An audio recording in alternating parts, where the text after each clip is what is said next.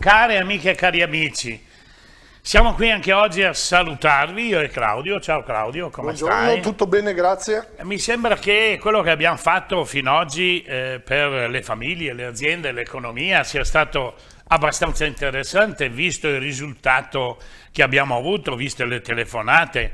Diciamo che le telefonate sono per cercare di risolvere i problemi, perciò a noi farebbe piacere se i problemi fossero risolti e ci chiamassero solo per salutarci, però noi abbiamo messo a disposizione la nostra struttura proprio per dare sollievo e un aiuto alle famiglie, alle aziende che si trovano in difficoltà. Se noi partiamo da che cos'è importante? Il cittadino. Claudio, io volevo fare una piccola osservazione. Importante è il cittadino. Per quanto riguarda la nostra Costituzione, il cittadino ha dei diritti sacrosanti, il lavoro, la casa. Mi sembra che queste due componenti, lavoro e casa, siano un po' due elementi del contendere degli ultimi anni. Il lavoro perché è difficile trovarlo, viste le condizioni che si sono create di grande concorrenza, anche creata dalla criminalità, e non andiamo ad approfondire la cosa, basta dire questo. La casa è perché negli ultimi 20-30 anni non si è più pensato alla casa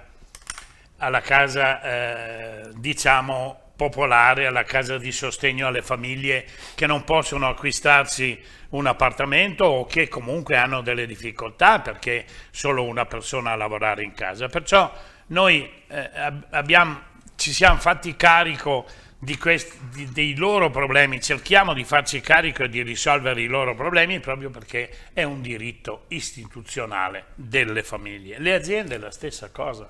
Negli ultimi 30 anni abbiamo distrutto centinaia di aziende, di microaziende, di medie aziende, un po' per la globalizzazione, un po' per il sistema fisco che è iniquo, c'è poco da dire, c'è poco da fare.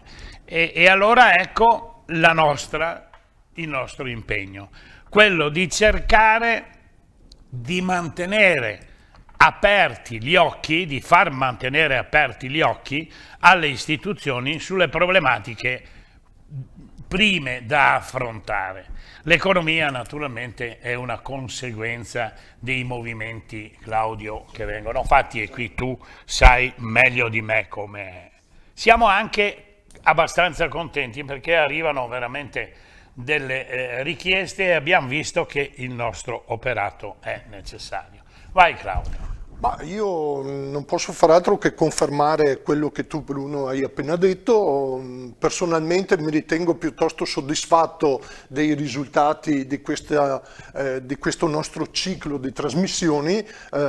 Ci sono dei contatti, ci sono delle persone che chiamano, ci sono delle persone che ci mandano i loro messaggi e che vogliono e che chiedono di poter essere informate meglio, e quindi questo ci fa piacere. Finora abbiamo fatto, ritengo, una buona opera di informazione e spero che questo possa continuare, insomma, anche in futuro.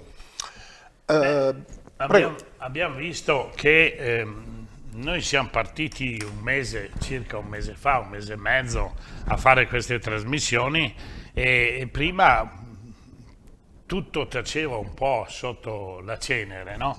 Poi se andate a vedere, ragazzi, noi siamo partiti e si sono accodati parecchi uffici e pseudo, come si può dire? Consulenti, dico anche pseudo consulenti o addirittura maghi che vogliono risolvere. Noi non siamo né maghi né pseudo, abbiamo i consulenti, noi siamo soltanto il tramite per farvi capire che dietro di noi c'è un'organizzazione che veramente si può mettere al vostro fianco e cercare di darvi una mano. Certo. Io andrei riprendendo il discorso di prima, andrei con uno di questi interventi, l'ultimo, il più recente che è arrivato. Vai, grazie. Allora, noi abbiamo ricevuto un messaggio da una signora, la signora Maria, che ha visto l'ultima nostra trasmissione, la quale ci manda questo messaggio. Mi rendo conto dell'importanza di questi argomenti, parliamo naturalmente sempre di questioni bancarie, finanziarie, accesso al credito, legge 3/2012, tutto quello che è arrivato, legato al mondo della finanza in genere, insomma. Quindi mi rendo conto dell'importanza di questi argomenti, ma io, gli utenti, i cittadini normali che non abbiamo conoscenze e preparazione su temi bancari e finanziari in genere, come dobbiamo comportarci? Cosa dobbiamo sapere o saper capire quando leggiamo un contratto di mutuo, di finanziamento o un conto corrente? Ecco, io direi che questo intervento, che questo messaggio di questa signora è particolarmente importante perché denota prima di tutto merito a questa nostra ascoltatrice, spettatrice, che si mette in gioco e che cerca di chiederci di capire di più in questo complesso mondo finanziario e bancario, no? E quindi merito a lei da questo punto di vista. Dall'altro questo suo messaggio denota anche il rovescio della medaglia, diciamo così, no? E le statistiche ce lo confermano. Purtroppo l'Italia è probabilmente in Europa l'ultimo paese quanto a competenza finanziaria, quanto a conoscenze, quanto a saper destreggiarsi, saper leggere, saper capire le dinamiche economiche, finanziarie, bancarie. Ecco, qui vorrei aprire una piccola parentesi e dire tutto giusto quello che stai dicendo. Dobbiamo tenere in considerazione però che quando uno ha bisogno assolutamente di una banca che lo possa aiutare nel perseguire nel risolvere il suo bisogno del momento, l'aiuto non lo trova. E anche se lo trova non va a guardare fra le righe cosa c'è scritto, certo, purtroppo certo. È questo. E perciò tanto merito ancora, quando avete bisogno, anche se presi per il collo, andate prima da un consulente, informatevi e vedete i contratti che andate a firmare per non essere poi presi per il collo veramente. Siamo qua per questo, evidentemente. Ecco, allora io prendo a spunto questo messaggio che ci è arrivato da questa ascoltatrice e mi sono preparato un piccolo intervento, un piccolo ma importante secondo me intervento per rispondere almeno parzialmente a queste domande che questa signora ci pone. Naturalmente per essere sicuro di non saltare dei passaggi importanti me lo sono anche scritto, scuserete se magari vado un po' a leggere quello che mi sono preparato, ma ritengo che proprio siano cose importanti. Allora,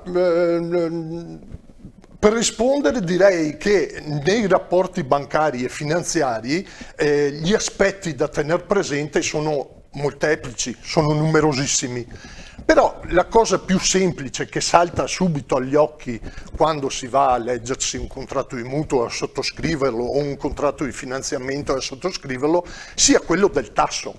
È la prima cosa che ci viene in mente, no? Eppure anche in questa questione così semplice come quella di andare a verificare che tasso la banca o la finanziaria ci propone, ci sono risvolti nascosti, importanti e che è giusto porre a conoscenza di chi ci ascolta e di chi ci segue. Allora, per cominciare io direi questo. Spesso si sente parlare di 3 sigle legate al finanziamento, ai mutui, ai prestiti e quant'altro. Sono 3 sigle che però tuttavia non vengono mai spiegate in modo davvero esauriente. Si tratta del TAN, del TAEG e del cosiddetto tasso zero.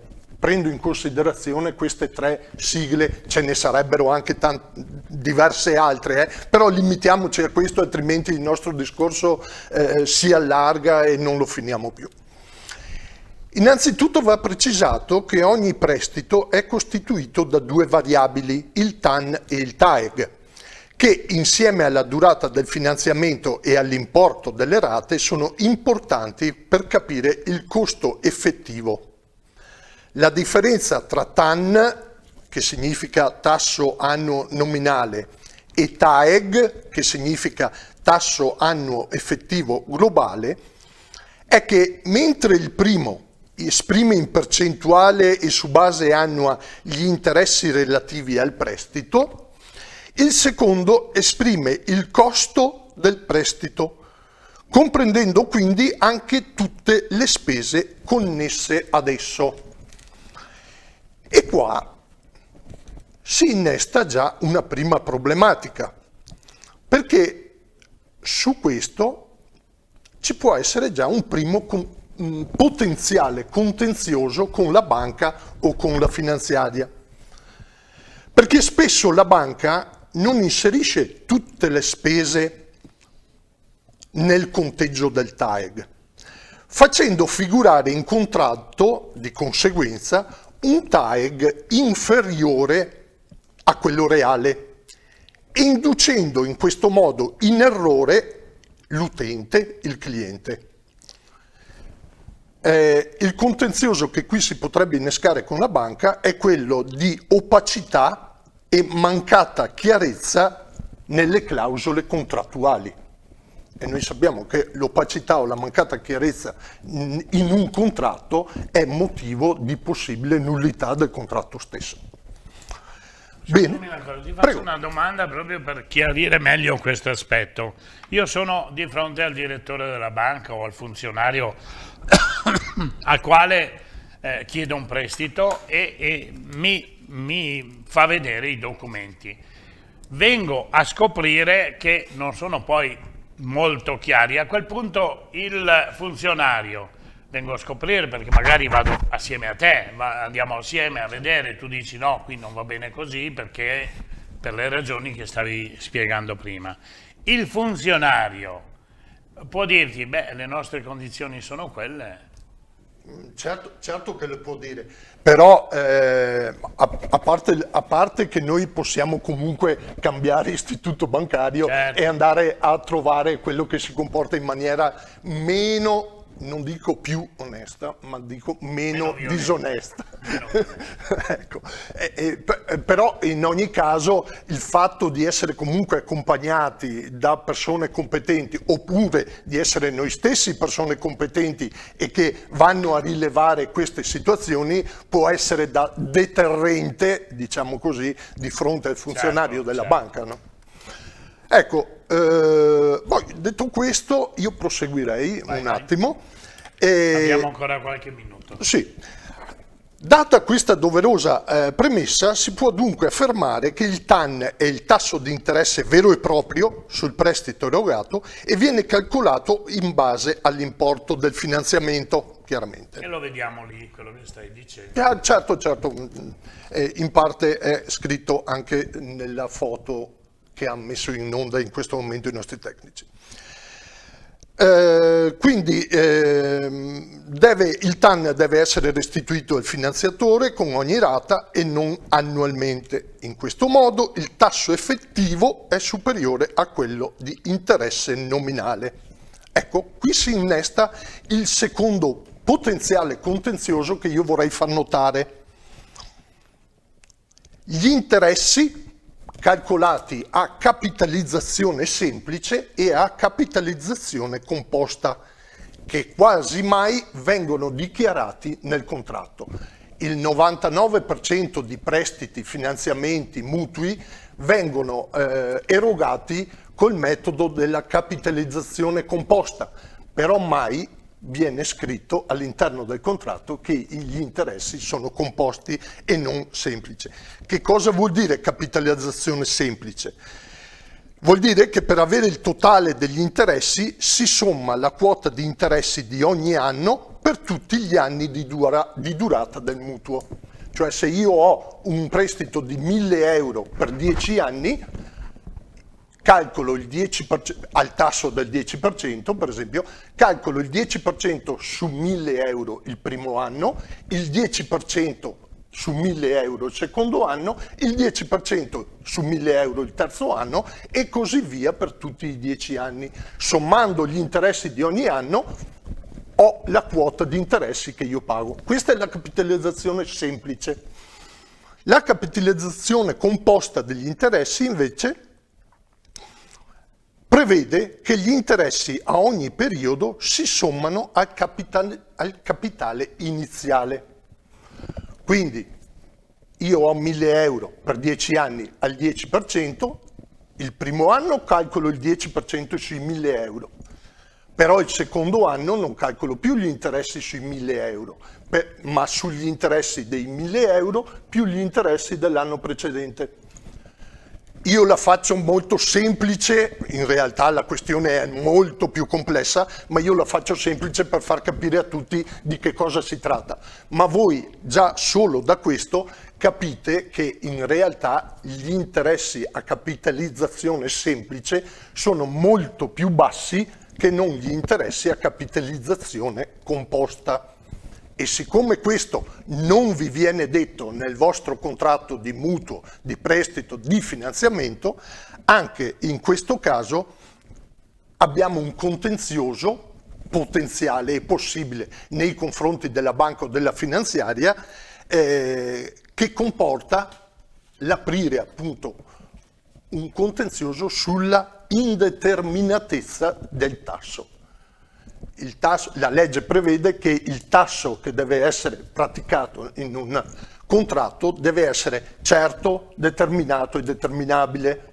In questo caso abbiamo l'indeterminatezza dei tassi, perché l'utente non è in grado e non è messo in grado di capire effettivamente quali sono gli interessi che lui alla fine del suo contratto va a pagare.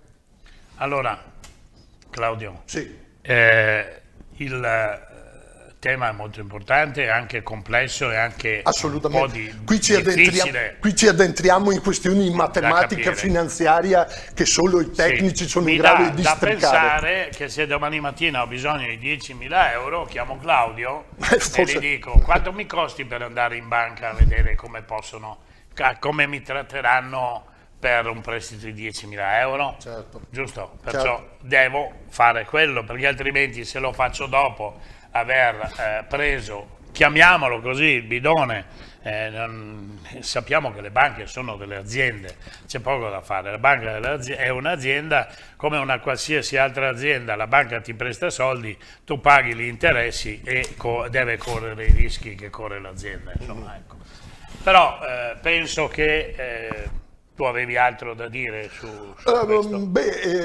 Vi faccio notare che in base a quello che io ho detto, quindi TAN e TAEG, il terzo elemento che avevo introdotto all'inizio, cioè il tasso zero, voi capite per induzione che è una balla clamorosa. Non esiste il tasso zero, perché se noi prendiamo il finanziamento a tasso zero, sì, però poi ci sono le spese di addebito in conto corrente, le spese per lo studio della pratica, le spese di questo, di quest'altro, eccetera. Alla fine il TAEG non è zero, il tasso zero diventa invece a costo. E quindi il tasso zero, non facciamoci sempre abbindolare, il tasso zero non esiste. In realtà. Allora Claudio, prima di lasciare i nostri amici, direi di ringraziare anche le aziende che ci hanno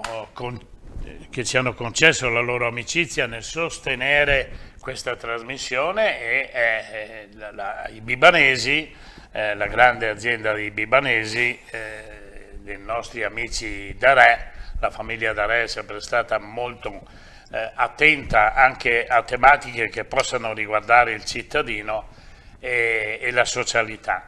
Poi abbiamo la tua azienda che è lo Studio Dema, Studio Dema, certo. Naturalmente sostenuto anche da da social tuo, Sì, sì, certo, c'è anche il gruppo Finanza Etica che là sui potete, social, potete andare a vedere tutto quello che scrive Claudio. certo. E naturalmente ringraziamo anche l'associazione Draghi, che è un'associazione importante che ci mette a disposizione i tecnici per poter dare le risposte che noi vogliamo dare. Vi ripetiamo, ripetilo anche tu, poi il numero in sovraimpressione, ricordatevelo, scrivetevelo, andate a vedere di nuovo le nostre puntate, seguite anche quest'ultima che è stata molto interessante per i tassi di interesse, e TAG, tasso zero, Diciamo, che per molti di voi sono... sì, diciamo che in quest'ultima puntata, oltre che fare informazione come abbiamo sempre fatto finora, abbiamo cercato di fare anche un po' di formazione. Un po' di formazione che non è mai male. Intanto Claudio, io ringrazio anche te per il sostegno che Grazie hai a dato. voi e grazie a voi. Ci vedremo più avanti, anche con voi ci vedremo più avanti, seguiteci lo stesso anche nel mese di agosto, scriveteci lo stesso e noi vi risponderemo anche prima di settembre. Ciao, arrivederci a tutti e grazie per averci seguito. Buona giornata e grazie a tutti, grazie.